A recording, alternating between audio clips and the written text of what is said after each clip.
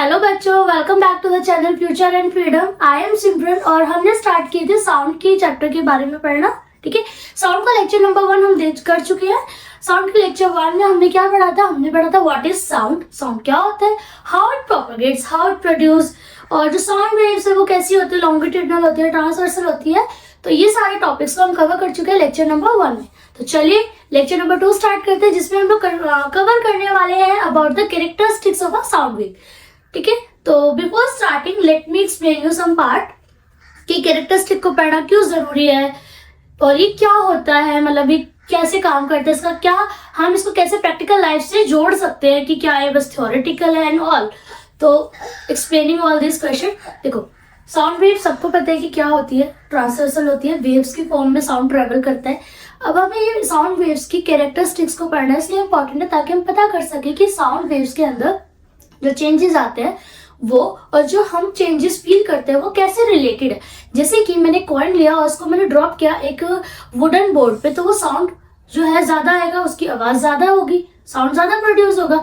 But वही मैं उसी कॉइन को अगर कुशन पे या किसी ब्लैंकेट पे ड्रॉप करती हूँ तो साउंड क्या होगा, उसका कम होगा, उसकी आवाज जो होगी वो कम होगी। तो ऐसा क्यों होता है, तो ये हम पढ़ेंगे, इस चीज को हम समझेंगे साउंड वेव्स के कैरेक्टरिस्टिक्स के थ्रू कि कैसे कैसे उसकी कैरेक्टरिस्टिक्स जो है साउंड की इंटेंसिटी पे, उसकी लाउडनेस पे इम्पैक्ट डालती है। तो चलिए without wasting any time let's start the topic. तो साउंड वेव की कैरेक्टरिस्टिक्स में सबसे पहले तो हम ये जान लेते हैं कि साउंड वेव्स क्या थी। साउंड वेव्स हमारी लॉन्गिट्यूडनल वेव्स थी। ठीक है, लॉन्गिट्यूडनल वेव्स में हमने 2 पार्ट और पढ़े थे, कंप्रेशन और रेयरफेक्शन।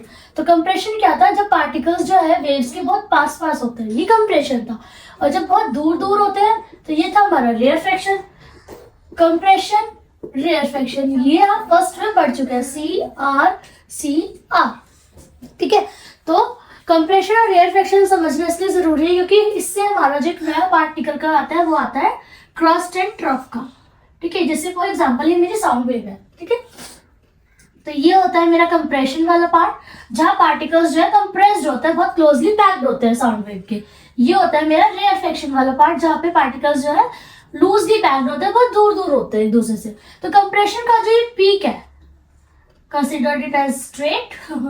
कंप्रेशन का ये जो पीक है इसको बोलते हैं क्रस्ट, CREST, क्रस्ट। पीक यानी कि अपर पोर्शन का या फिर कह लो कंप्रेशन का जो पीक होता है उसको हम बोलते हैं crust.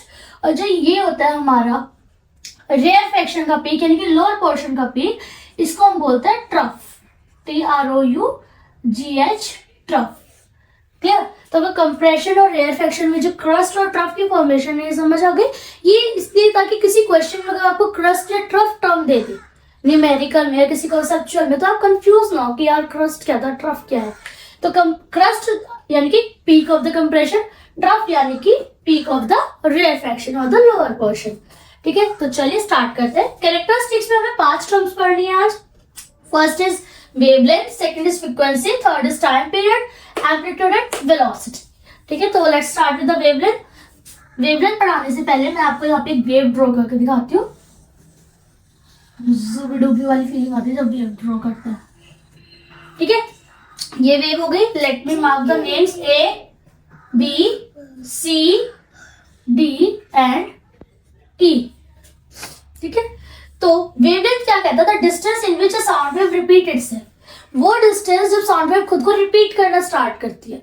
Distance in which a sound wave repeat itself, distance in which यानी कि A से जब वेव स्टार्ट हुई तो B पे गई, C पे गई और C पे दोबारा रिपीट करेगी अपने आप को। तो जो डिस्टेंस है A और C के बीच का, दैट इज योर वेवलेंथ। ठीक है, distance in which a sound wave repeat itself, A से C के बीच का जो डिस्टेंस है वो हमारी क्या हो जाएगी, वेवलेंथ। अगर मैं बात करूं पॉइंट B की, तो B से वेव स्टार्ट हुई, C पे गई और D पे वो दोबारा रिपीट करेगी नीचे से। तो यानी कि डिस्टेंस बिटवीन B और D is also we can say कि इट्स अ वेवलेंथ। तो आप इसको एक और चीज भी समझ सकते हो कि the distance of a crest and a trough, or you can also write it as a distance of a crust and its adjacent trough is known as wavelength. Crust और उसका adjacent trough का जो distance है that is known as wavelength. wavelength को हम denote करते हैं lambda से। ठीक है, लैम्डा और इसको ऐसे ड्रॉ किया जाता है उल्टा वाई, ठीक है। और इसकी just because it's a wavelength length है तो इसकी जो ऐसा यूनिट है वो क्या हो जाएगी, मीटर, इनकी स्मॉल है। Wavelength is clear. अब देखो वेवलेंथ क्या है ना, जितनी ज्यादा वेवलेंथ होगी उतना ही ज्यादा क्या होगा, सॉरी उतना ही कम उसका साउंड होता है। वेवलेंथ अगर छोटी छोटी है तो साउंड जो होगी वो ज्यादा होगी। ये मैं आपको आगे समझाऊंगी जब हम एम्पलीट्यूड पे आएंगे, ठीक है। यहाँ पे पिच करके टर्म इंट्रोड्यूस होता है तो वो मैं तब समझाती हूँ। तो अभी वेवलेंथ समझ आ गई, the distance in which our sound wave repeat itself और a distance of a adjacent trough and crest और a crest and trough is known as wavelength. Next is frequency. Frequency में क्या है, number of complete waves produce in 1 second. एक second में कितनी waves बन रही है, एक सेकेंड में कितनी वेव्स बन रही है वो उसकी फ्रीक्वेंसी होगी। इन 1 second number of complete waves, ठीक है। एक सेकेंड में 1 सेकेंड इज मैंडेटरी हियर कि एक सेकेंड में कितनी वेव्स बन रही हैं वो होगी उसकी फ्रीक्वेंसी, ठीक है। और फ्रीक्वेंसी को हम डिनोट करते हैं न्यू से, इसको एन यू पढ़ते हैं, सिंबल होता है ऐसे, एन यू पढ़ते हैं, इसको पढ़ते हैं न्यू, सिंबल होता है ऐसे आपका, ठीक है। और इसकी ऐसा यूनिट होती है हर्ट्ज, HERTZ, हर्ट्ज, जो कि पढ़ी थी HK हर्ट्ज, साइंटिस्ट थे, इन्होंने डिस्कवरी की थी, इसके नाम पे इसकी ऐसा यूनिट पढ़ी थी hertz, okay. Next is our time period. Next is our time period. Time period में क्या है, time required to produce 1 complete wave. Time required to produce 1 complete wave. Complete wave कब होगी, जब वो ए से स्टार्ट होकर सी पे खत्म हो जाएगी। तो ये जो पूरी वेव बनी है इसमें जो टाइम लगा है ये क्या है, हमारा टाइम पीरियड। तो टाइम पीरियड को हम नॉर्मली क्या कहते हैं, कैपिटल टी से डिनोट करते हैं और इसकी ऐसा यूनिट होती है हमारी सेकंड। फ्रीक्वेंसी और टाइम पीरियड के बीच में एक रिलेशन होता है जिसको हम बोलते हैं F is directly proportional to time period, ठीक है। तो जितना ज्यादा टाइम होगा वेव्स उतनी ज्यादा बनेगी, ऑब्वियस सी बात है, फ्रीक्वेंसी उतनी ज्यादा होगी वेव्स की, ठीक है। और जितना कम टाइम होगा वेव्स उतनी कम बनेगी तो फ्रीक्वेंसी उतनी कम होगी। फ्रीक्वेंसी जो है इनवर्सली प्रोपोर्शनल है टाइम पीरियड की, ओके।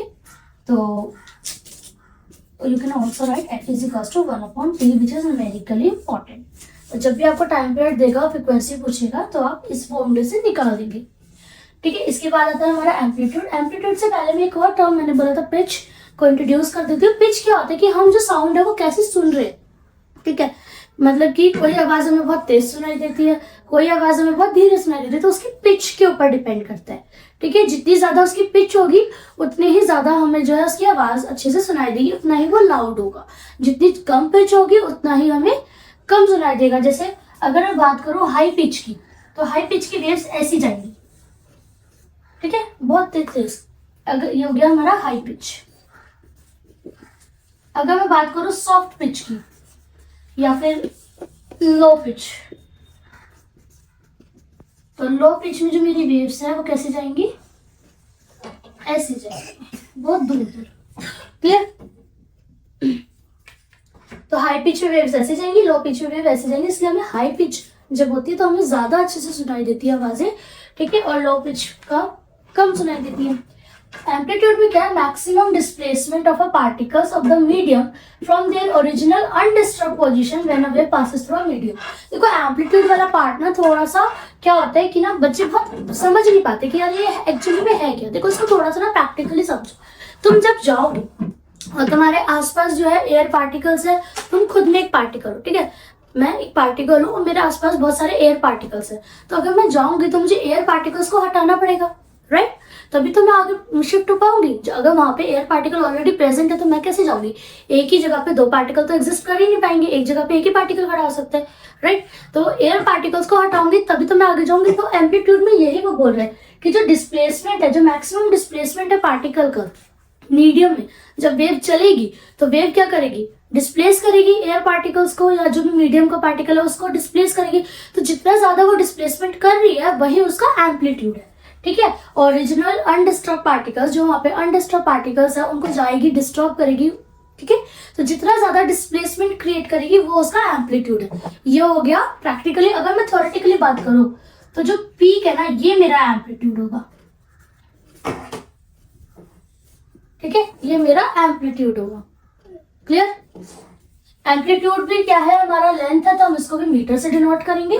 इसके बाद लास्ट टॉपिक बचता है हमारा वेलोसिटी का। वेलोसिटी तो यार हमने पहले भी पढ़ा हुआ है, डिस्टेंस अपॉन टाइम टेकन। तो जो distance travelled by a wave in a unit time, in a 1 second, ठीक है, 1 सेकेंड में जो वेव है वो कितना ट्रेवल कर रही है, डिस्टेंस कितना ट्रेवल कर रही है, वो उसकी वेलोसिटी बताएगा। वेलोसिटी को आप v से डिनोट करते हो और उसकी SI यूनिट हो जाती है हमारी मीटर पर सेकेंड, क्योंकि वेलोसिटी तो वेलोसिटी है ना। अब चाहे वेव की है, चाहे ह्यूमन की है, चाहे हमारी व्हीकल्स की है, चाहे किसी भी चीज की है, ठीक है। तो वेलोसिटी क्या हो गई हमारी, distance travelled by a wave in 1 second, और SI यूनिट क्या हो गई, मीटर पर सेकेंड। Is it clear? इसमें ना एक छोटा सा रिलेशन निकल कर आता है जो कि मैं आपको यहाँ बता देती हूँ। देखो, वेलोसिटी का फॉर्मूला क्या होता है, डिस्टेंस ट्रेवल्ड अपॉन में टाइम टेकन। मैं शॉर्ट में लिख रही हूँ, ठीक है। वेलोसिटी को मैंने v से डिनोट कर दिया फॉर एग्जांपल। तो डिस्टेंस ट्रेवल क्या हो जाएगा, वेवलेंथ। वेवलेंथ क्या है मेरी, लैम्डा। डिस्टेंस ट्रेवल को मैं वेवलेंथ से डिनोट लिख सकती हूँ, डिस्टेंस से ट्रेवल कर रही है, ठीक है। और टाइम को मैं लिख सकती हूँ 1/t। अब v क्या हो गया, वेवलेंथ यानी कि लैम्डा, और 1/t क्या है हमारा, 1/t इज माई फ्रीक्वेंसी। तो दिस इज माई फ्रीक्वेंसी। तो ये रिलेशन निकल कर आता है साउंड वेव का, where velocity is equals to wavelength into frequency, ठीक है। तो ये था हमारा आज का टॉपिक, ठीक है। इसको आज हम यहीं पे खत्म करते हैं, मिलते हैं आपसे नेक्स्ट सेशन में नए टॉपिक के साथ। क्लियर है? तो तब तक आप इसको पढ़िए, अच्छे से प्रिपेयर करिए, आपके मार्च में एग्जाम्स आने वाले हैं, so good luck for that. तो चलिए मिलते हैं, bye bye, have a good day.